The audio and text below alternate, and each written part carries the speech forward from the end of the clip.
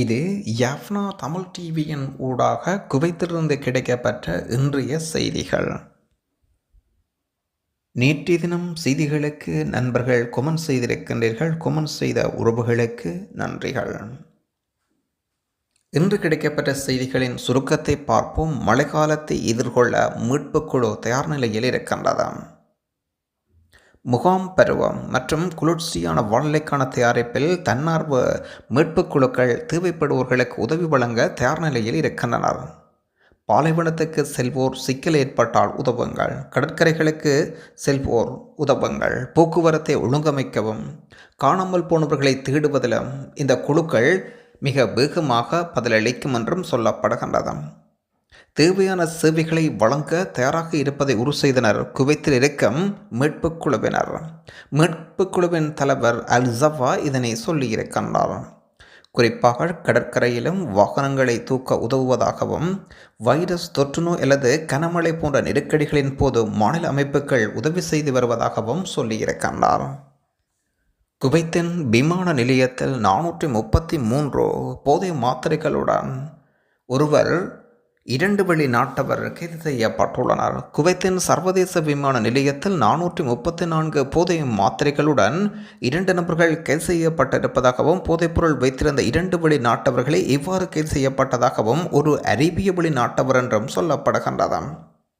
குறிப்பாக அவர் மருந்துகளை பையில் மறைத்து வந்ததாக சொல்லப்படுகின்றது.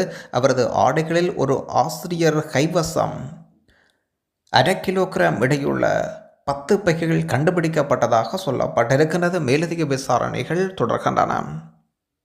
மிஸ்டபின் லேபர் ஸ்கிரீனிங் சென்டர் ஒவ்வொரு நாளும் 500 வெளிநாட்டவரை சரிபார்க்கின்றது. மிஸ்டப்பில் உள்ள கண்காட்சி மைதானத்தில் உள்ள வேலைவாய்ப்பு தீர்வு மையம் பரிவர்த்தனைகளை பெறுகின்றதாகவும் சோதனைகளை நடத்துவதாகவும் அத்துடன் வெளிநாட்டவர்களின் வதிவிட நடைமுறைகளை விரைவுபடுத்துகின்றது. அரபு நாளிதழின் கூற்றுப்படி இந்த மையம் ஜுவேக் சஃபான் போன்ற பிற மையங்களை விட வெளிநாட்டவர்களுக்கு சேவை செய்ய சிறந்த விளங்குகின்றது. குறிப்பாக மார்ச் மற்றும் ஜூன் மாதங்களில் வைரஸ் தொற்றுநோய் கட்டுப்பாடு நீக்கப்பட்ட பின்னர் தொழிலாளர்கள், ஸ்பான்சர்கள், நிறுவன பிரதிநிதிகள் மையத்தில் குவிந்தனர். மிஸ்டப்பில் வெளிநாட்டவர் தொழிலாளர்களுக்கு மையம் ஒரு நாளைக்கு சுமார் 1000 வழக்குகளை ஆய்வு செய்யலாம் என்றும், ஆனால் ஒரு நாளைக்கு 500 பரிவர்த்தனைகள் நிறைவு செய்யப்படுகின்றது. மற்ற மையங்கள் மீதான அழுத்தத்தை குறைக்க ஜூன் மாத இறுதியில் மையம் திறக்கப்பட்டதனால் ஒரு நாளைக்கு சுமார் 1000 வழக்குகள் ஏற்றுக்கொள்ளும் திறன் கொண்ட மையம் என்பதனால் முதல் வேலை நேரம் தொடக்கம் தணிக்கையாளர்களின் நடமாட்டம் மையத்தின் அதிகாரிகள் கண்காணிக்கப்படுகின்றனர். வைரஸ் கட்டுப்பாடுகள் முந்தைய 2 ஆண்டுகளுடன் ஒப்பிடும்போது சமீபத்திய ஆண்டுகளின் தீர்வுக்கான தேவை அதிகரித்திருக்கின்றது. ஒரு டாட்டோ மற்றும் 5 அங்கீகரிக்கப்படாத கிளினிக் ஊழியர்கள் நாடு கடத்தல். தொழிலாளர் வதிவிட சட்டங்கள் மீறியதற்காக 13 வெளிமாநில தொழிலாளர்களை மனிதவளம் நகராட்சியின் பொது அதிகார சபை வதிவிட விவகார விசாரணையின் போது நிர்வாகம் பரிந்துரைத்ததாக உள்ளூர் நாளிதழ் செய்தி வெளியிட்டிருக்கின்றது. தனது உரிமம் பெறாத வீட்டில் பச்சை குத்தும் வணிகத்தை நடத்தி வந்த ஒருவர் சமூக ஊடகங்களில் விளம்பரப்படுத்திய சீன வெளிநாட்டவர் நாடு கடத்தல் மையத்துக்கு பரிந்துரை செய்யப்பட்டுள்ளார். பச்சை குத்துபவர் அல் ஜித்திக் பகுதியில் கைது செய்யப்பட்டதாகவும், மேலும் ஹைதான் ஹவாலியில் உரிமம் இல்லாமல் பணிபுரிந்து வந்த 5 வெளிநாட்டவர் கைது செய்யப்பட்டதாகவும், சால்மியா யலிப் அல் ஜுவேக்கின் வசிப்பிடத்தை சட்டத்தை மீறியதாக மேலும் 7 வெளிநாட்டவர் பிடிக்கப்பட்டுள்ளனர். வருடாந்தர ஒருங்கிணைந்த மார்பக புற்றுநோய் விழிப்புணர்வு பிரச்சாரம் நிறைவு செய்யப்படுகின்றது. சமூகத்தில் அதன் முன்னணி புகழ் பெற்ற ஒரு பகுதியாக சுகாதார முயற்சிகள் தொடர்ந்து பங்கேற்பதன் ஒரு பகுதியாக குவைத்தில் ஹவுஸ் அதன் வருடாந்தர ஒருங்கிணைந்த மார்பக புற்றுநோய் விழிப்புணர்வு பிரச்சாரம் நிறைவேறுகின்றது. நிறுவனங்கள் தொலைதூர வேலையை நிராகரிப்பதற்கான முக்கியமான காரணம் பலவீனமான வேலை செயல்திறன். ஆன்லைன் அல்லது தொலைதூரத்தில் பணிபுரிவது என்பது குவைத்தில் பல நிறுவனங்கள் தங்கள் ஊழியர்களுக்கு செயல்படுத்த மறுக்கும் ஒரு முறையாகும். இது ஊழியர்களின் உற்பத்தி திறனை அதிகரிப்பதில் அல்லது வாடகை போன்ற பெரிய செலவுகளை குறைப்பதில் நிறுவனங்களுக்கு பெரும் நன்மை தரும் என்றும் மனிதவள நிபுணர் கணித்திருக்கின்றார். அயலக தமிழர்களின் பிரச்சினைகள் குறித்த கலந்தாய்வு கருத்தரங்கு நடைபெற்றுள்ளது. இதில் கலந்து கொண்ட அமைச்சர் செஞ்சி மாஸ்தான் கருத்தரங்கில் கலந்து கொண்டவர்களின் கோரிக்கைகளையும் ஆலோசனைகளையும் கேட்டறிந்து கொண்டார். அதே நேரத்தில் போலியான ஏஜென்ட்டுகள் தொடர்பான தகவல்கள் சேகரிக்கப்பட்டு வருவதாகவும் அது தொடர்பான செய்திகள் வரும் நாட்களில் வெளியிடப்படும் என்ற தகவலையும் பகிர்ந்திருக்கின்றார். வெளிநாட்டவர்களை திருமணம் செய்து கொண்ட குவைத் பெண்களின் புள்ளி விவரங்கள்.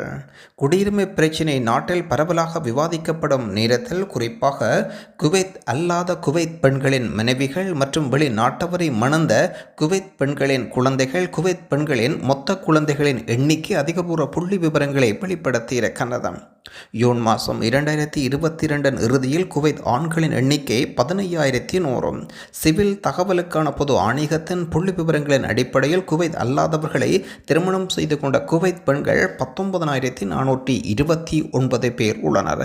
இதில் மேற்கந்திய பிரஜைகளை மணந்த குவைத் பெண்கள் 17,429, ஆசிய நாட்டவர்களை மணந்த குவைத் பெண்கள் 688, குவைத் பெண்கள் 379 பேர் வட அமெரிக்கர்களை மணத்துள்ளனர். 246 குவைத் பெண்கள் ஐரோப்பிய நாட்டவர்களை மணத்துள்ளனர்.